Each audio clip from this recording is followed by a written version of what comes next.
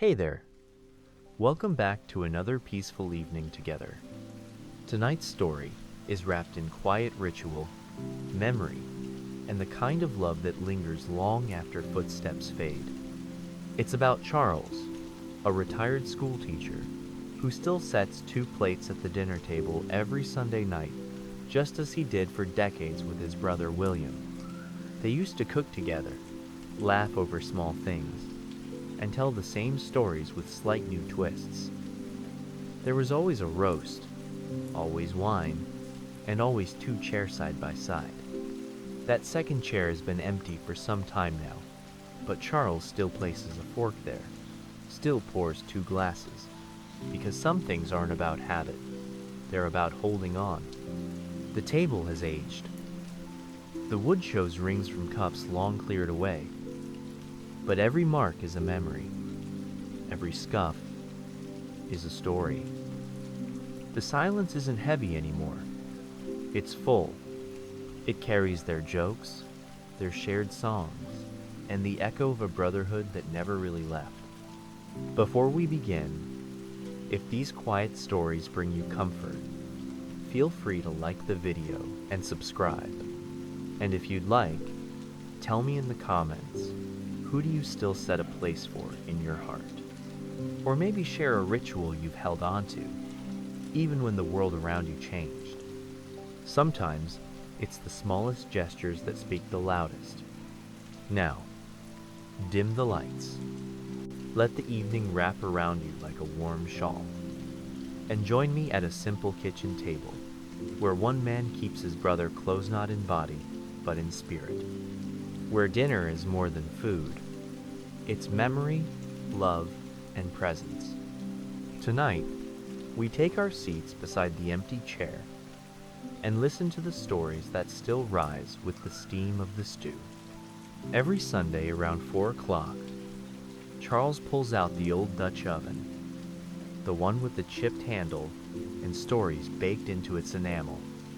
He's made the same stew for year's beef, carrots, potatoes, and just a pinch more thyme than the recipe calls for.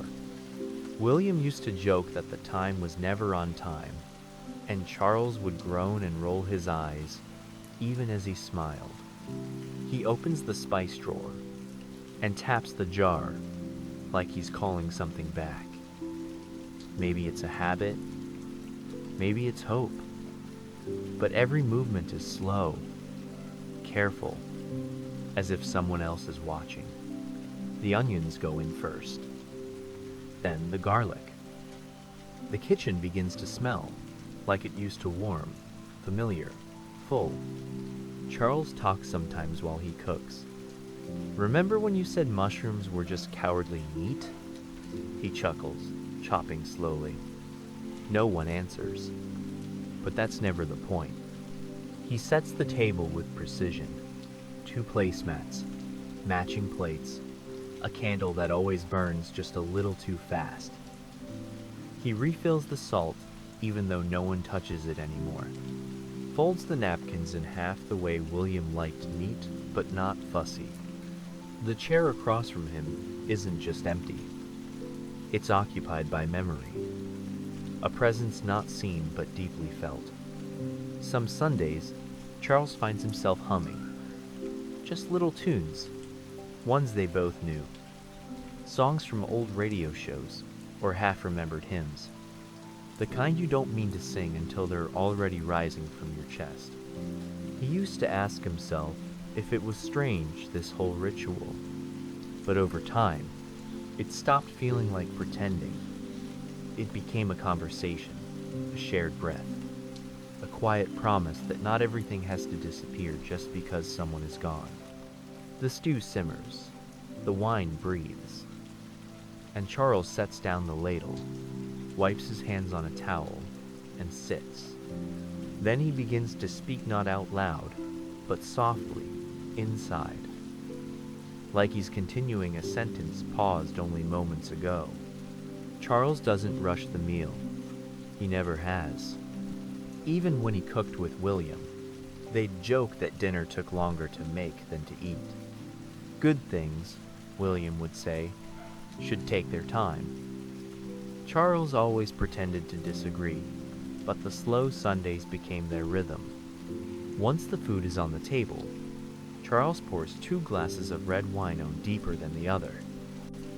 William always liked his pour just a little heavier. He raises his glass gently, and though he doesn't speak aloud, he always thinks the same word. Cheers. The fork in front of the empty chair is never touched. But that doesn't matter. Its placement is the point. It's the invitation that never needs to be accepted. A quiet signal that this seat, this plate, this part of the diet still belongs to someone. Sometimes, Charles will speak a full sentence to the air. "Do you remember the chicken incident?" he asks, eyes twinkling. And he'll chuckle to himself before telling the story again, how William once tried to impress a date by cooking chicken cordon bleu and nearly set off the fire alarm. He wore an apron that said, "Kiss the cook," and forgot to take off the price tag. The house, still and calm, fills with those memories as though the very walls are listening. He never feels lonely. Not really. Because each Sunday, he's not waiting for someone to come back. He's just making space for someone who never left. After the dishes are cleared, Charles sets the candle in the window. Just like they used to. Just like they said they would when they were young and promised they'd never eat alone, no matter where life took them. The candle glows, the chair remains, and Charles breathes, steady and full. And somewhere between the scent of time and the weight of silence, there is love quiet, constant, and completely unshaken. Before the empty chair, before the candle in the window, there were 2 little boys sitting cross-legged on the kitchen floor, arguing over who got the last biscuit. Their mother made the softest ones fluffy in the middle, golden at the edges. She'd smile as she set the plate down, already knowing they'd both try to grab the same one. Charles, older by 3 years, usually let William win. Usually. Sunday dinners were sacred back then. Roast chicken or pork, green beans with too much butter, mashed potatoes that had lumps but good ones, the kind that told you they were real. Their father carved the meat with precision, like it was a ceremony. Their mother poured the gravy like it was magic. And the boys? They ate like kings. At that table, conversation wasn't optional. They told stories from school, shared the jokes they heard at recess. Sometimes they'd get in trouble for laughing too loud, but no one really minded. William was the talker, the dreamer, the one who described his mashed potatoes like they were poetry. Charles was quieter, observant, always watching, always absorbing the room. But together they balanced. Like spoons in a drawer, different sizes, but always paired. There was a rhythm to their childhood, and most of it revolved around that kitchen. Mornings started with the sound of the kettle and the clatter of mismatched plates. Their mother would hum, a tune from a time before either of them could remember, and somehow that sound meant the day was safe. Secure. They'd sneak extra sugar into their cereal and dare each other to touch the hot toaster little challenges in a world that hadn't yet taught them to fear. After school, William would burst through the door first, full of stories, usually about something that didn't quite happen the way he told it. Charles would arrive minutes later, homework in one hand, a library book in the other. He was always more serious but never unkind. He let William exaggerate, let him dream big. He never interrupted the stories, even when they didn't quite add up. On Sundays, their mother let them help cook. At first, it was just stirring, or fetching the thyme from the shelf. Later, it became more chopping, seasoning, setting the table. William would sing while he worked. Charles would correct his lyrics, and William would pretend to be offended. They learned to cook by accident, learned to care on purpose. As the boys grew older, Sunday dinners grew with them. What started as childlike excitement over biscuits turned into quiet rituals. Charles began taking responsibility for the roast, learning to judge the heat of the oven by the smell alone. William took to decorating the table, folding napkins into strange shapes sewn week, a swan, the next to crown anything to make their parents smile. Holiday meals were louder, full of cousins, pies, the clink of glassware, and the shuffle of chairs. But even in the chaos, Charles and William always sat next to each other, always made their plates together, always had their whispered post-dinner review, where they rated the stuffing or debated whether Grandma's cranberry sauce was too tart. Their bond was unspoken but unmistakable. There was the time Charles failed his first math test, and William gave him half of his Halloween candy just to cheer him up. Or the winter when William caught the flu, and Charles stayed up 3 nights in a row reading to him book after book, his voice hoarse by the end. It wasn't dramatic. It wasn't theatrical. It was just steady. Just brotherhood. When high school came, their schedules changed. Sports, clubs, friends. But Sunday remained untouched. No matter what was happening in their lives, they always came home for dinner. Even on the Sunday after Charles's first heartbreak, he showed up. Quiet, hollow-eyed, trying to mask his sadness. William didn't ask questions. He just made an extra buttery batch of mashed potatoes and told a ridiculous story that had them both crying with laughter by dessert. They never said it aloud, but both of them knew. Sunday dinner wasn't just food. It was home. It was repaired. It was where life's sharp edges were softened. And through it all, the table became more than furniture. It became a memory. It became an anchor. Charles still remembered the last Sunday dinner before William moved away for college. The table was quieter, though no one mentioned it. Their parents tried to act normal, asking about dorm checklists and train times, but there was a weight in the air, soft and heavy, like a quilt fresh from storage. After dinner, Charles lingered in the kitchen longer than usual.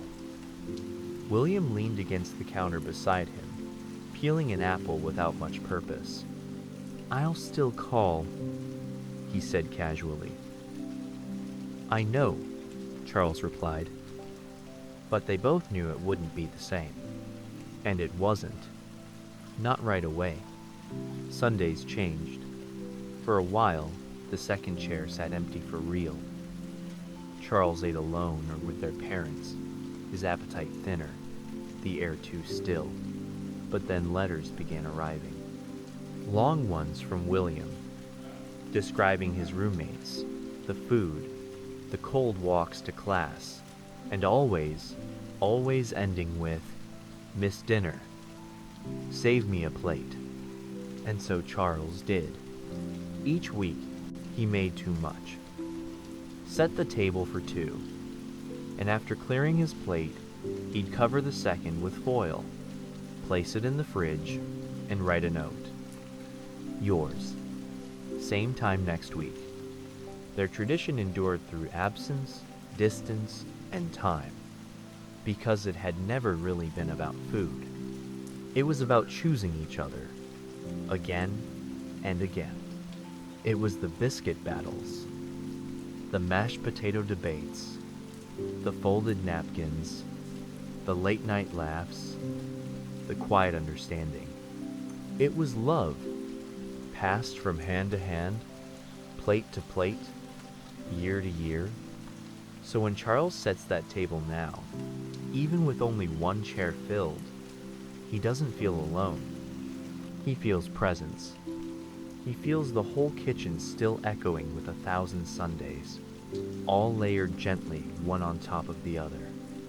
He lifts the lid on the stew and smiles, because some dinners never really end. When the draft letter arrived, it was William's name at the top. Charles read it over his shoulder at the kitchen table. Neither of them spoke right away. Outside, the kettle began to whistle. Inside, time seemed to slow down, wrapping itself around their silence like fog. William was calm, or pretending to be. "Looks like Sunday dinner's going international," he joked softly. Charles didn't laugh. He just nodded and folded the letter carefully, like something fragile. Their parents tried to stay steady, but Charles saw the way their mother's hands shook while she peeled potatoes that night. Saw their father's eyes linger too long on the edge of the table. William left a few weeks later. They packed light, just enough for comfort. A scarf, a photo, a dog-eared novel he never finished. And as he hugged Charles at the train station, he whispered, "Keep the table warm." And Charles did. The first letter came 3 weeks later, stamped and slightly smudged, but unmistakably William's handwriting. Charles tore it open at the table. "The food's awful," it read, "but I found a guy from back home who claims he can make mashed potatoes better than Mom. I'm skeptical." The note was short, but it smelled faintly of tobacco and Matala, different world pressed into paper. Every Sunday, a new letter arrived. Some were light stories about barracks, pranks, or bad coffee. Others carried more weight. "We lost a good man last week. Reminded me of you. Quiet, thoughtful, kept to himself. I didn't know him long, but it hit hard." Charles kept each one in a box under his bed. Read them twice, sometimes more. He wrote back religiously, always on Sundays, always at the table. He described the stew he made, what the weather was like, how their parents were holding up. He even wrote about folding napkins. They both knew Sunday dinners were continuing just across pages now, instead of plates. Sometimes the letters came late. And on those weeks, Charles would catch himself watching the mailbox too long, the stew growing cold while hope stayed warm. When they didn't arrive, he'd set the plate anyway, light the candle, pour the wine, then sit and pretend the silence was a pause in conversation, not a void. And when the letters finally came, it felt like breath returned. One letter stood out. The envelope was torn slightly at the edge. Inside, the handwriting was messier than usual. "We were under heavy fire last week. I don't want to scare you, but it was close. Closer than I've ever been to not making it back. I thought of home, not the house, not even Mom or Dad. I thought of you, sitting at the table, waiting. And I realized something. It was never about the dinner. It was always about knowing someone's on the other side of the door. That if I opened it, you'd be there. Always." Charles held that letter for a long time. It was creased by the time he placed it in the box. Weeks later, a postcard arrived. One line, "Coming home." The day William came home was gray and drizzly. Charles remembered standing at the train platform, heart steady, hands not so much. When the train pulled in, he scanned the faces, some weary, some wounded, all changed. Then he saw him, thinner, tired, but unmistakably William. They didn't run to each other, didn't cry. Just stood there for a moment, brothers, shoulder to shoulder in the soft rain. "Smells like stew," William said, grinning. And that was that. That Sunday, They cooked together again, moved slower, said less, but every slice, every stir was sacred. Charles noticed the way William flinched at sudden noises, how he sat with his back to the wall, how he touched his fork before picking it up, like testing if the world was still real. They didn't talk much about what had happened, not then, but Charles never asked. He just kept the routine steady. Stew, wine, candle, warm plates, familiar songs, and in that quiet, healing began. The letters didn't stop after William returned. He kept writing them short notes, folded and slipped onto Charles's pillow or left beside the coffee pot.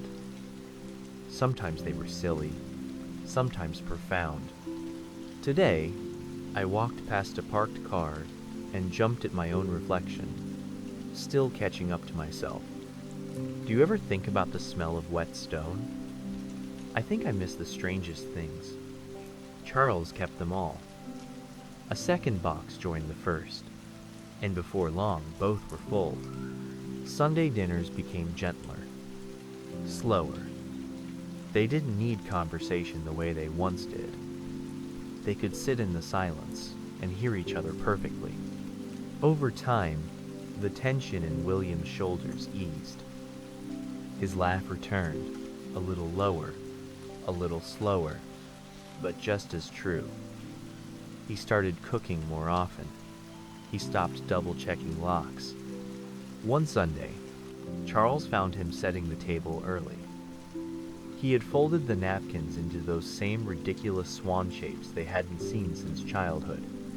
"I figured it was time," William said, eyes twinkling. Charles said nothing, just nodded and placed the fork precisely where it belonged. They never forgot what they had been through. But the table, that space between them, became something stronger than memory. It became renewal. A place where they didn't have to be okay all at once. They just had to be present.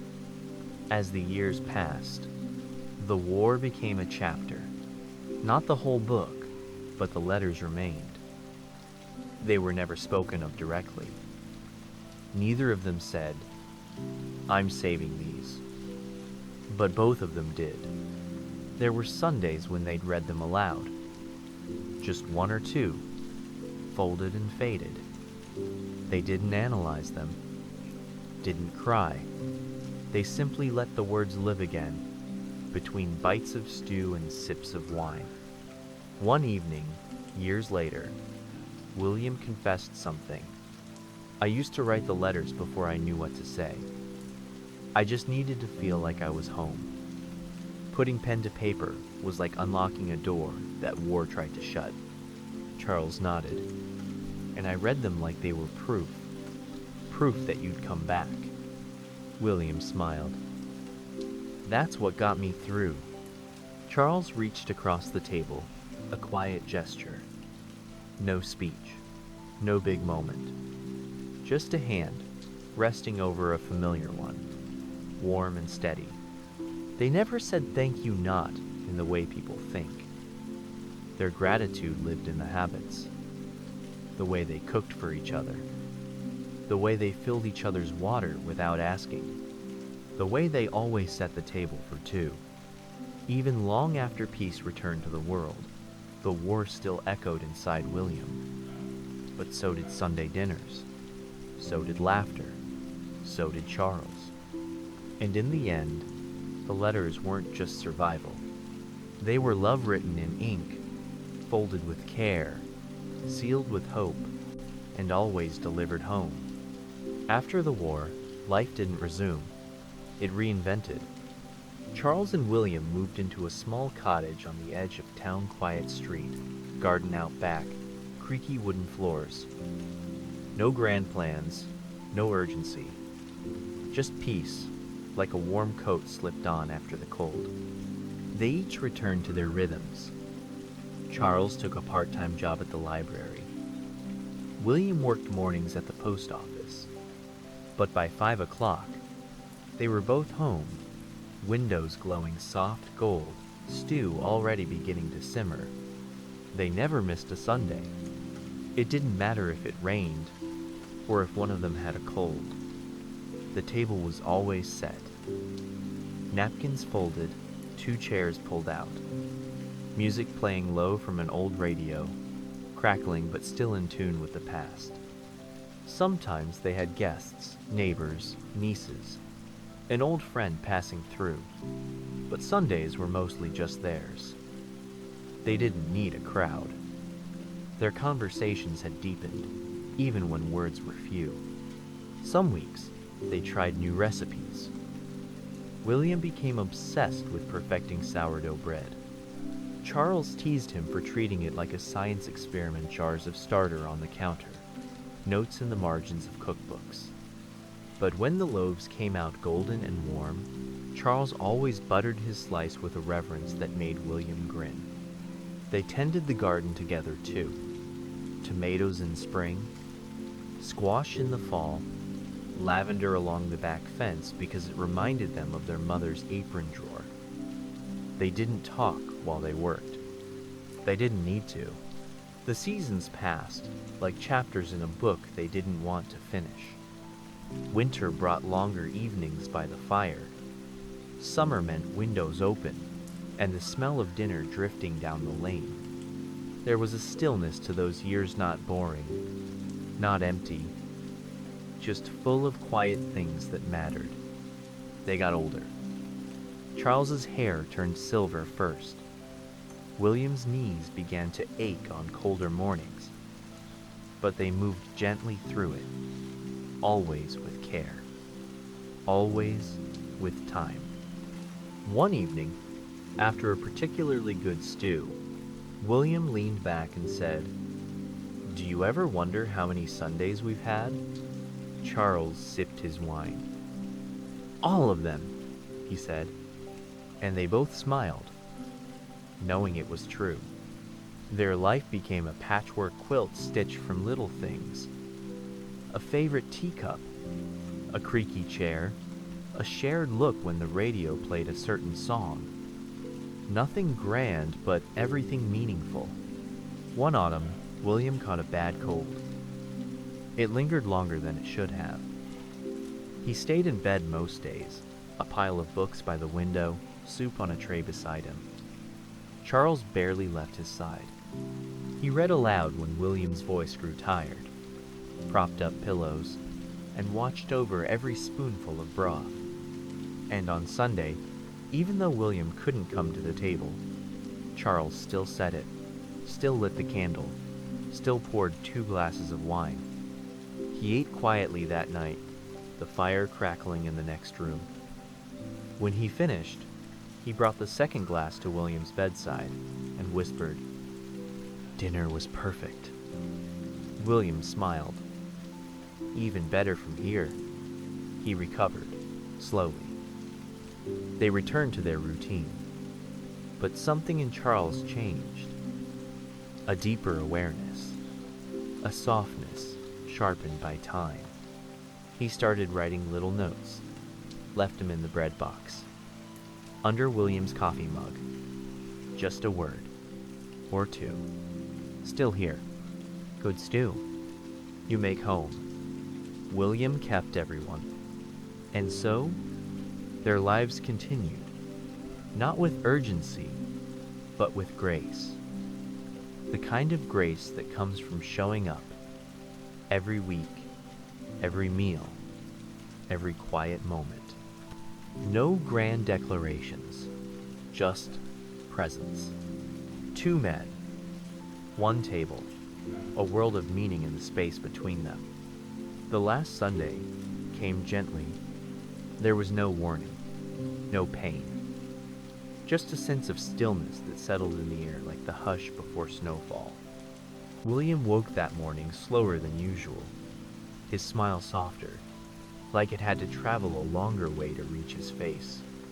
Charles knew, not in a dramatic way, just in that deep, quiet knowing that only exists between people who've loved each other through everything. They made breakfast together, scrambled eggs, toast, tea. William didn't eat much. He said the tea was perfect, though. Charles sat across from him and smiled like he believed it. Later that day, Charles set the table as he always did. Same plates, same candle. He hummed while the stew simmered, stirring with care. In the other room, William dozed in his chair by the fire, a blanket tucked around his legs, a book open on his lap. The house was quiet, but not empty. The last Sunday came gently. There was no warning, no pain, just a sense of stillness that settled in the air like the hush before snowfall. William woke that morning slower than usual, his smile softer, like it had to travel a longer way to reach his face. Charles knew, not in a dramatic way, just in that deep, quiet knowing that only exists between people who've loved each other through everything. They made breakfast together, scrambled eggs, toast, tea. William didn't eat much. He said the tea was perfect, though. Charles sat across from him and smiled like he believed it. Later that day, Charles set the table as he always did. Same plates, same candle. He hummed while the stew simmered, stirring with care. In the other room, William dozed in his chair by the fire, a blanket tucked around his legs, a book open on his lap. The house was quiet, but not empty. As the stew bubbled on the stove, Charles found himself remembering, not just the big things, but the small details, the way William always tapped his spoon twice before tasting, the way he'd lean back in his chair and sigh when the meal hit just right. He set the table carefully, folding the napkins like he had that first week after the war, simple, symmetrical, full of memory. Then he lit the candle and poured the wine. William woke just before dinner. He walked slower now, leaning on the back of a chair for support, but his eyes were clear, present. Charles helped him to his seat, adjusted the cushion, placed the napkin in his lap. They ate in near silence, not because there was nothing to say, but because nothing needed to be said. Each bite was a conversation, each glance a paragraph. Halfway through, William looked up and said, "This is the best one yet." Charles smiled. "You always say that." "I always mean it." Later, they sat by the fire side by side, and when the candle burned low, William reached out, squeezed Charles' hand, and whispered, "Thanks for every dinner." He didn't need to say more, because Charles understood. That night, long after William had gone to bed, Charles cleaned the kitchen in silence. He rinsed each plate with care, dried the glasses slowly, folded the napkins, even though they'd barely been used.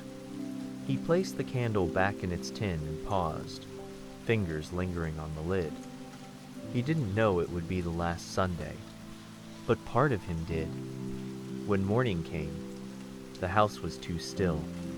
He found William in bed, curled gently on his side, the blanket tucked neatly around his shoulders.